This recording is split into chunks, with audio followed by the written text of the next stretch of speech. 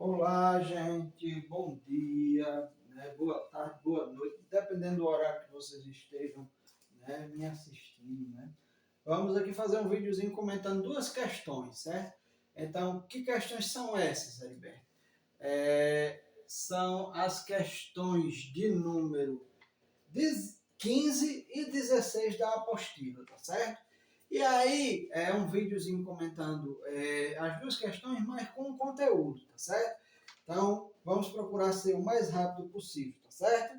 Vamos lá. Então, vamos lá. Começando com a questão de número 15, certo? Então, procurem acompanhar pela apostila, né? Porque eu acredito que talvez a qualidade do slide não esteja tão boa, né? Mas aí vamos procurar acompanhar pela apostila. Vamos lá. Observe as três primeiras estrofes do hino do estado do Rio Grande do Norte. Então, assim, a questão tem as três estrofes, né? Mas ela versa só sobre o segundo e o terceiro estrofe. Então eu vou ler o segundo e o terceiro. Né? Na vanguarda, na fúria da guerra, já domaste o astuto holandês, e nos pampas distante quem erra, ninguém ousa afrontar-te outra vez. Da tua alma nasceu Miguelinho, nós como ele nascemos também. Do civismo no rude caminho, sua glória nos leva e sustém. Né? Então, essa é a letra do hino, ele é um hino muito maior do que essas três estrofes. Né? Então, quem tiver curiosidade pode, né, ver na internet o hino do estado do Rio Grande do Norte. E a música, né, a melodia, né, talvez encontre, né, no YouTube. Então vamos lá. Pela análise das estrofes, podemos afirmar corretamente que, vamos lá, alternativa A. No segundo estrofe faz uma referência ao período de dominação holandesa, que foi um importante período de alto crescimento econômico do Estado e com uma grande paz firmada entre colonos holandeses e indígenas, marcada pela cooperação entre os povos. Então, não houve, né, esse alto crescimento econômico, né, na nossa capitania. Né? Até eu usei o termo Estado, né, mas a referência aí seria no período da capitania. Né? Então, não houve esse alto crescimento econômico e muito menos, né, não foi um período de paz para a nossa história do Rio Grande do Norte. Né? Não foi um período de paz entre os colonos e os indígenas, né, e os notadamente holandeses. Heriberto, fala um pouquinho do domínio holandês? Já eu falo sobre o período holandês, né, fazendo uma sinopse, um resumo de como foi esse período aqui no nosso Rio Grande do Norte. Letra B, a terceira estrofe faz referência ao secretário-geral da Revolução de 1817, o potiguar Padre Miguelinho. É verdade, gente, Padre Miguelinho ele foi secretário-geral da Revolução em Pernambuco, né? Então ele era uma figura importante da Revolução, assinou diversos documentos, né?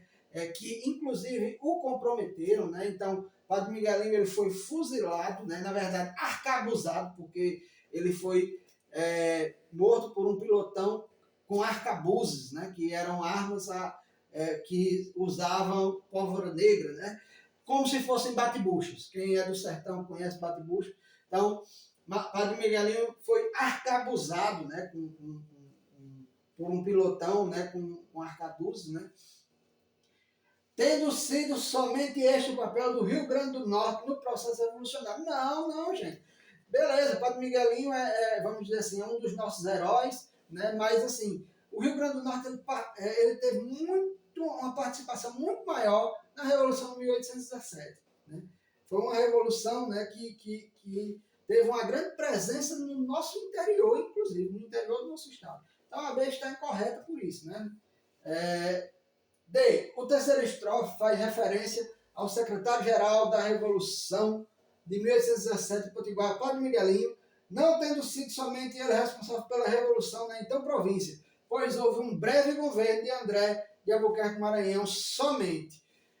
A alternativa, ela está, vamos dizer assim, correta, mas ela não está 100% correta, porque ela diz que houve somente um governo de Albuquerque Maranhão, mas pelo interior, né, vamos dizer assim, a independência também foi proclamada, né, foi proclamada a independência na Vila de Porto Alegre, né, foi um processo revolucionário que mobilizou, né, moradores da Serra do Martins, que nem vila era, né, e de outras regiões do chamado Sertão do Apodi. E aí, quando eu falo Sertão do Apodi, é um Apodi com Y, como era grafado na época, certo? Letra E. No segundo estrofe, faz uma referência ao período de dominação holandesa, que foi um importante período de alto crescimento econômico, então não houve crescimento econômico, né? E que veio a se encerrar com a Revolução de 1817. Não. O período holandês ele se encerra por volta de 1655, então não tem nada a ver, né? Enfim, essa letra E. E a alternativa correta é a letra C, que diz: o terceiro estrofe é referência ao secretário-geral da Revolução de 1817, em Pernambuco, o potiguar Padre Miguelinho, não tendo sido somente ele o responsável pela Revolução na então província, pois houve um breve governo de André de Albuquerque Maranhão e governo no sertão do Apodi. E aí eu grafei Apodi como era grafado nos documentos da época. Com revolucionário notadamente em Porto Alegre, Pau dos Ferros e Serra do Martins, que nem vila era, viu, nesse período. Então a alternativa correta é a letra C, certo? Um adendo sobre o Padre Miguelinho, dizem que quando ele foi para o fuzilamento, né, aliás, para o arcabuzamento, né, tentaram salvar ele, né, porque ele era um pároco, né, um padre, né, e aí disseram: padre, não teria o senhor inimigos, pessoas que pudessem falsificar a sua assinatura? E disse que ele permaneceu em silêncio, né, e aceitou a sua sentença de morte, né. Então é um exemplo de civismo, né. Então, a alternativa correta é a letra C, certo? E aí, vamos falar um pouquinho, fazer uma sinopse sobre o domínio holandês no Rio Grande do Norte. Então, vamos lá. Primeiro, gente, por que os holandeses invadiram o Brasil? Os holandeses eles eram responsáveis por comprar o açúcar brasileiro e fazer o refino do açúcar. Só que aí, o que aconteceu para eles invadirem o Brasil? Portugal passou por uma crise de sucessão, né? O rei Dom Sebastião ele faleceu, né? Assumiu o tio dele, o cardeal Dom Henrique, né? Só que o cardeal Dom Henrique ele era uma pessoa idosa e por ser cardeal ele não tinha, né? Não tinha descendentes, né? Devido ao celibato. Então, quando o cardeal morre, o trono de Portugal fica vago. E aí quem assume o trono, né? Até mesmo por uma questão de ser uma potência econômica, é o rei Filipe II da Espanha. Só que aí, Filipe II ele era inimigo da Holanda, né? Ele era inimigo da Holanda, né? Porque ele travava uma guerra com os holandeses. E aí, Filipe II ele proíbe a comercialização do açúcar com os holandeses. E aí, o que acontece? Os holandeses, eles resolvem formar uma companhia, uma empresa, a chamada Companhia das Índias Ocidentais, para fazer o quê? Não, nós vamos invadir o Nordeste do Brasil e lá nós vamos criar as condições de continuar nesse comércio. Porque imagina aí, eles foram proibidos de comprar o açúcar brasileiro. Então, eles eram que faziam o refino do açúcar em toda a Europa. Então, vamos dizer que, por exemplo, o Brasil, Portugal, vendia o açúcar à França, né? E aí, para eles fazerem um refino, eles já compravam o açúcar mais caro da França. Então, o que eles pensaram? Não, vamos pegar na fonte, vamos pegar na força. Tentaram a primeira vez invadir Salvador em 1624, foram expulsos em 1625, e aí, né, eles foram tentar uma segunda vez em 1630. Nossa, Heriberto, passou 5 anos para eles tentarem invadir novamente. Faltou recursos nesse período aqui. Ou seja, eles tinham investido muito dinheiro na invasão de Salvador e não tinham tido sucesso. Então eles estavam sem recursos. E da onde é que veio o recurso?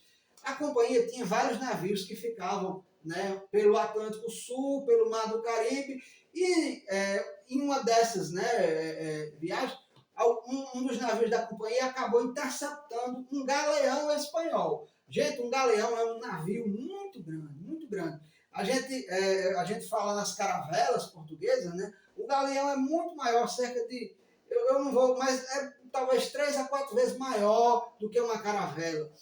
E eles esbarraram-se nesse galeão espanhol, o que eles fizeram? Assaltaram, roubaram esse galeão espanhol, que vinha cheio de ouro e prata de onde? Das colônias espanholas, né? Por quê? Porque na América Espanhola, a Espanha tinha tido um grande sucesso. Assim que começou o processo de colonização, eles já conseguiram encontrar ouro e prata, né? E aí, eles, com o dinheiro desse galeão espanhol, eles resolvem financiar o ataque a Recife em 1630. Eles conquistam Recife em 1630, parte, né, dos portugueses vai para o interior de Pernambuco, fundar o Arraial do Bom Jesus, né, que vai ser um núcleo de resistência aos holandeses. Só que aí o que acontece? Né? Esse Arraial do Bom Jesus ele é desbaratado com o passar do tempo. Por quê? Porque os holandeses eles passam a contar com a ajuda de um X9, de um traidor, né? Um assim chamado traidor, chamado Calabar. Né? Calabar, ele resolve passar informações para os holandeses, né? E aí toda a resistência, né, aos holandeses do Arraial do Bom Jesus em Recife, ela é desbaratada.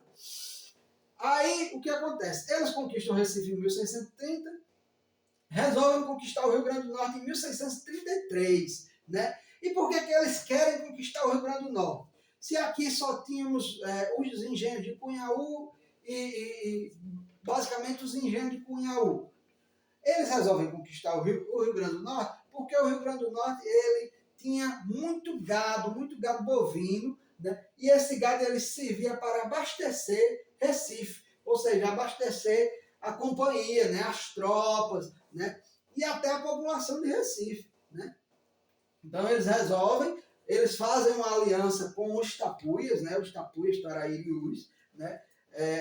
Fazem uma aliança com os tapuias e vem cerca de mais de 800 homens atacar, né, o Rio Grande do Norte. Desembarcam em Ponta Negra, né? Ao desembarcar em Ponta Negra, logo em seguida eles conquistam, né, o que era a cidade do Natal, né? E logo em seguida vão para a conquista do Forte.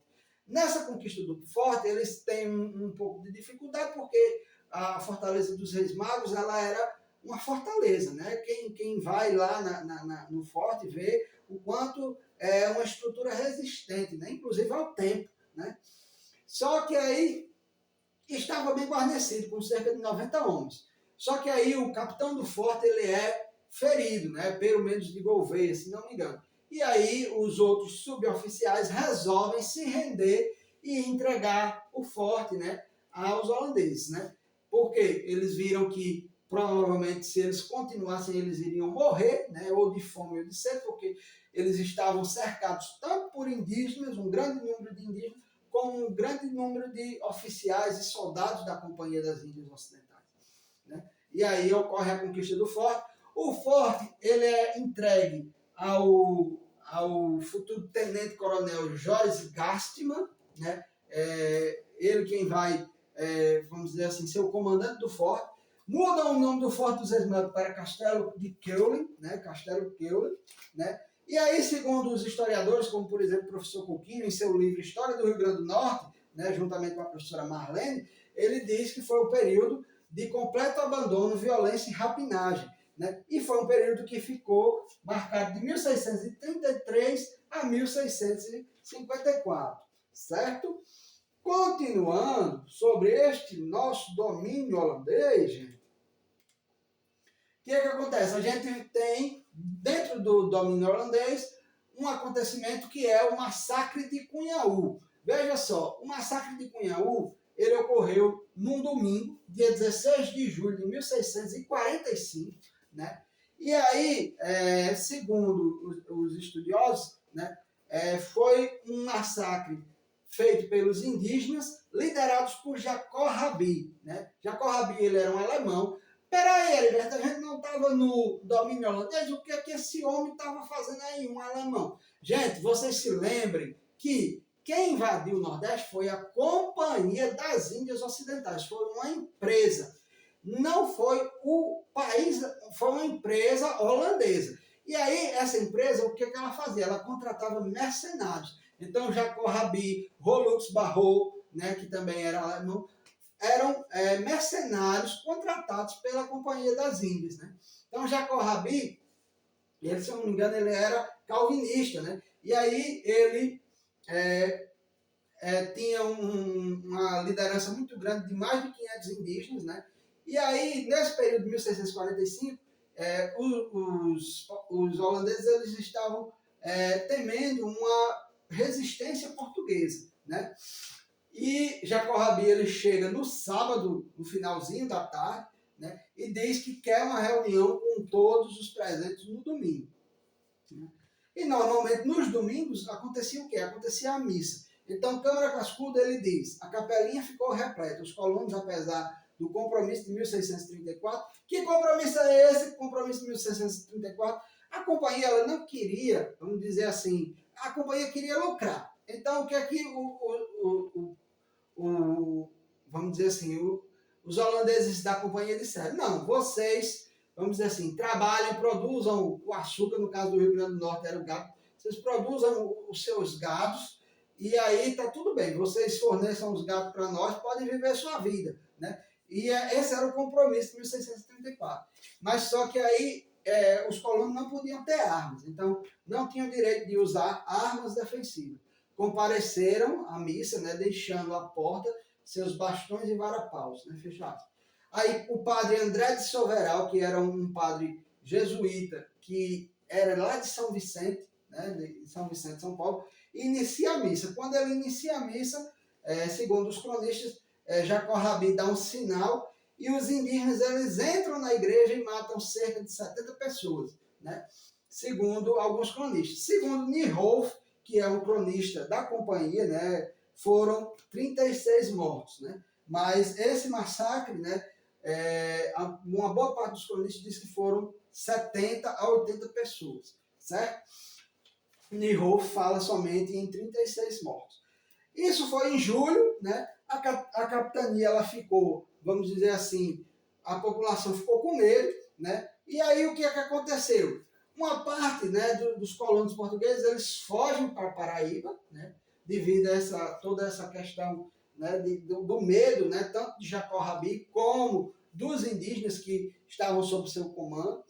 E aí outra parte dos portugueses vão para Casa Forte, no sítio de João Lostão Navarro. Quem era João Lostão Navarro? João Lostão Navarro, ele era colono, né? Provavelmente espanhol, né? E aí ele acabou se tornando sogro do tenente-coronel Joris Gastman. Quem era Joris Gastman? Era um holandês, né, que recebeu o comando do forte quando os holandeses conquistaram, né, o Rio Grande do Norte em 1633. Então, né, uma parte da população foi para a Casa Forte de João Lostão Navarro, até achando que iriam ficar seguros, já que João Lostão Navarro era sogro de Joris Gastman, né? Só que aí, né, como ficou uma aglomeração, né, de pessoas, né, na Casa Forte de João Lostão Navarro, então alguns historiadores falam que os holandeses temiam que ali se estabelecesse um núcleo de resistência. E aí, o que acontece? Jacó Rabi vai novamente e cerca a Casa Forte, né? Ocorre que ele tenta umas investidas, né, contra o pessoal que estava nessa Casa Forte, só que esse pessoal que estava na Casa Forte de João Lostão Navarro tinham armas, né, e aí revidaram, né? E aí o que é que Rabi faz? Ele volta, vai a Natal, né? Pega 2 canhões e 2 oficiais da companhia e volta dizendo que se eles não se renderem, ele vai usar os canhões, e aí, lógico, com os canhões, a paliçada e a Casa Forte não iria resistir, né? E aí os 2 oficiais dizem, né, que eles precisam se render e que nada irá acontecer, e precisam entregar as armas. Só que aí, o que acontece? Eles dizem que as armas que eles estavam possuindo não era para combater o holandês, mas sim para combater o indígena, né? Em virtude do que tinha acontecido em julho, né? O massacre de Cunhaú, né? Aí esses oficiais dão garantia de que eles nada de ruim vai acontecer com eles. Então eles se entregam, são presos e vão até o Castelo Keulen, que é o nome, né, que os holandeses deram ao Forte dos Reis Magos. né? Só que dentro desse castelo, né, os indígenas eles passam a exigir, né, esses colonos. E aí os holandeses acabam entregando esses colonos aos indígenas, que os matam, né, em Uruaçu. Primeiro é morto um grupo de 12 pessoas, incluindo João Lostão Navarro. Né? Em seguida, um grupo de mais 13 pessoas, incluindo, né, um colono chamado Mateus Moreira, que tem, segundo os cronistas, o coração arrancado pelas costas. Né? E aí, né, foi o massacre de Uruaçu, né, em 3 de outubro de 45, também tendo à frente, né, vamos dizer assim, na liderança desses indígenas, né, Jacó Rabi. Né? E, né, os mártires de Punhaú e Uruaçu, eles foram beatificados, né, canonizados, né, pelo Papa Francisco, né, o nosso finado Papa Francisco. E aí o que é que acontece logo em seguida, Heriberto, né, para terminar essa sinopse? No outro ano, em abril de 1646, Jacó Rabi é morto a tiros e a estocadas de espada. Aí o tenente-coronel Gastman, ele é acusado como mandante do crime, né? E o rei Janduí, né, o líder dos Tapuias, Taraírius, ele requer às autoridades da companhia a pessoa de Gastman. Por quê? Porque Janduí ele tinha uma grande amizade com Jacó Rabi e ele queria fazer justiça com as próprias mãos. Só que a Companhia das Índias Ocidentais não entrega Gastman, né? Não entrega Gastman porque ele era um oficial, né? E era um oficial holandês ainda, né? E aí os Tapuias-Taraírius, eles abandonam, né? Vamos dizer assim, essa aliança, né, com os holandeses. Né? Eles abandonam logo depois, né, em 1648, né, quando ocorre a primeira batalha dos Guararapes. Os holandeses mandam Rolux Barrot para tentar fazer essa aliança novamente, né? E aí, quem tiver curiosidade, eu posso falar sobre isso. Só que aí, né, 1648 ocorre a primeira batalha dos Guararapes, e aí a gente vai partir, né, para o período de expulsão dos holandeses mesmo, que vão ser expulsos, né, por volta de 1655 de todo o Brasil. Vamos responder só mais uma questão, né, já que a gente viu essa sinopse sobre o período do domínio holandês, vamos responder uma questão sobre a aclamação de Dom Pedro e a independência do Rio Grande do Norte. Então vamos lá, vamos começar pela letra E. Dom Pedro veio visitar o Rio Grande do Norte assim que assumiu o trono, pois a província foi fiel desde a primeira hora da independência. Não, gente. Infelizmente, nenhum dos dois imperadores tiveram aqui no solo potiguar. Então, essa está errada. Alternativa D. A independência foi muito comemorada no Estado, pois foi um processo político que veio junto com a libertação dos escravos na província. Não, gente. Infelizmente, a independência, né? Os processos revolucionários, né, que tiveram, vamos dizer assim, efetividade no Brasil, não tiveram, né, mudanças sociais, mudanças estruturantes, né, enfim, né, o Rio Grande do Norte, vamos dizer assim, entra na história na questão da libertação das pessoas escravizadas através do município de Mossoró, né, que em 30 de setembro de 1883, 5 anos antes da Lei Áurea, faz a libertação de todas as pessoas escravizadas em Mossoró. Né? Mas assim, a independência não veio com a libertação das pessoas escravizadas. Alternativa C. O Rio Grande do Norte se manteve fiel a Portugal, não aceitando a independência de imediato, sendo preciso Dom Pedro nomear um interventor na província. Não, na verdade, durante o Império, os imperadores eles nomeam muitos interventores na província de outras províncias, mas no primeiro momento, o primeiro presidente de província foi daqui, né? Foi daqui do Rio Grande do Norte, foi daqui do Seridó. Mas o Rio Grande do Norte não foi a Bahia, né? Que a Bahia tinha tropas portuguesas, Portugal teve que, vamos dizer assim, o Brasil teve que mobilizar tropas para expulsar essas tropas portuguesas da Bahia, tanto que, como eu já falei, a Bahia comemora a independência em julho. Por quê? Porque só em julho de 1823 foi que Dom Pedro conseguiu pacificar a Bahia. Então, essa C, ela está errada. B, foram feitas muitas mudanças aqui no Rio Grande do Norte a fim de causar mobilidade social de nossa população. Logo após a independência. Não teve mudanças né, que causaram mobilidade social. Então, essa alternativa aqui está incorreta. A alternativa correta é a letra A. Não houve mudanças estruturantes. A notícia foi recebida pelo Senado da Câmara de Natal em 2 de dezembro de 1822, né?